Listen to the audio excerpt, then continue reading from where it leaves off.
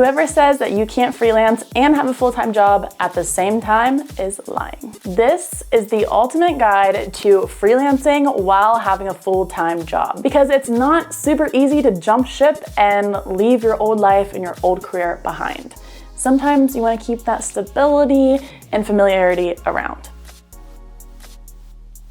Before we get into our 8 tips, we want to make sure that we preface all of this by saying, don't add more work onto your current workload if you're stressed out, if you're trying to find a better work-life balance. The timing isn't always right, and you need to listen to your gut instinct and make sure that you don't overwhelm yourself, because no one likes to be stressed and overwhelmed when it comes to the work that they're going to be doing every day.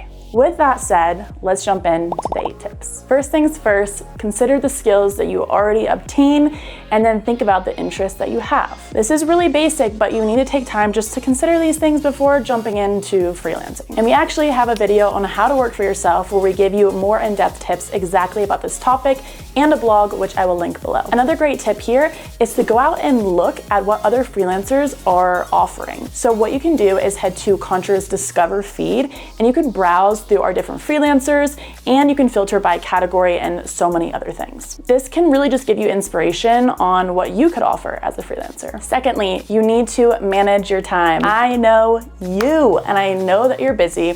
You got a full-time job. Maybe you have family.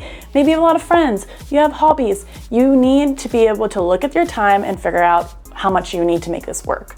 So there are 3 questions that you want to ask to yourself. Simply, how much time do I have for freelance projects? Secondly, when do I have time to actually work on these freelance projects? Maybe it's in the morning before your full-time job, maybe it's at night, but when are you going to actually make it work? And thirdly, what sacrifices am I going to have to make in order for this to work? Does that mean working on the weekends, missing out on evening dinners with friends? And we're not saying that you will have to make these, sad sacrifices, but there's going to be times where you'll have to pick and choose. Our 3rd tip is to consider working with clients in different time zones.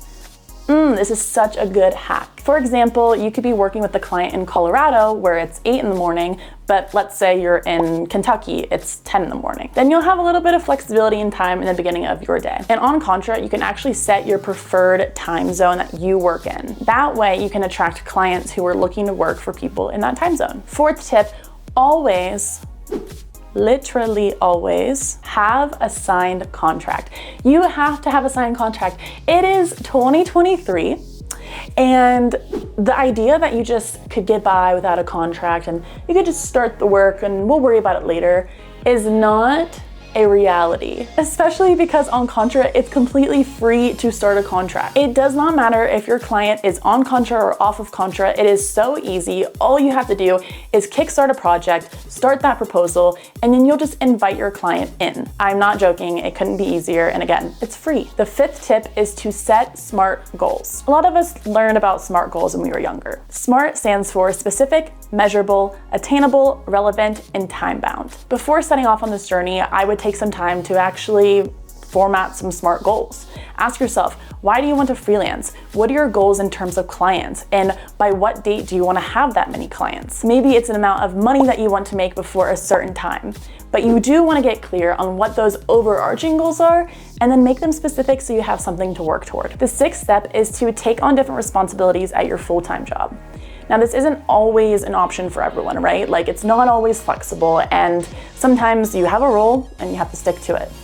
But if you do have a bit of flexibility, or maybe you work on a smaller team, you probably are getting involved in a lot of different areas of the company. So maybe there's a new project you can take on, or even better, you can use some of your work from your full-time job and add that to your freelance portfolio. Your portfolio is there to showcase the work and the experience that you have. It doesn't matter if you're freelancing or maybe it was even a mock project. This is just the skills that you have, and this is how you're showcasing it to the world. And our 7th tip, which is on the topic of portfolios, is to create one. On Contra, you can make a free profile. Here you'll host all of your work and all your services. But then you can turn it into a portfolio, which is essentially a personal website fueled by your Contra profile. Again, this is where you'll be adding in all of your work, expertise, all your services that you want to offer, because this is the very thing that your clients are going to look at. Your client is going to be asking themselves questions if you are the right fit. So you have to prove to these future clientele that are very theoretical right now that you are. And to do that, you need to build out a strong profile. Have your work. Make sure you include what the problem was, what the solution was, what was your process, what was the outcomes in the final product. Include it all. It is better to have more than to have less. Our 8th tip is to turn down projects and prevent burnout. This is a very slippery slope, right? Like, you are working a full-time job. You are busy, and then you want to start freelancing on top of that. And it's totally doable, but you're going to have to learn how to say no. And this is something that's super hard for a lot of freelancers, because you want to take on the work and you want to build your client network and you want to grow and experience more. But there's times when you are just over capacity. So this tip is super important for everyone who are overworkers, overachievers, whatever you may want to call it. Just take a beat, think about your stress levels, think about your work-life balance, and be able to say no. And we're gonna throw in a bonus, because this one's actually probably the most important tip of them all, and that is to check your employment contract. So if you're a full-time worker, you have a contract with the company you're working for, and you need to make sure there's no legal limitations. Some employers forbid the act of freelancing on the side. Or maybe they have outlined who the competitors are, which you cannot freelance for. You just want to look at this contract, make sure that you are aware of all the limitations you have, and if you have questions, you can go to your employer's HR office, or if you work virtually, send them an email and ask all the questions you need.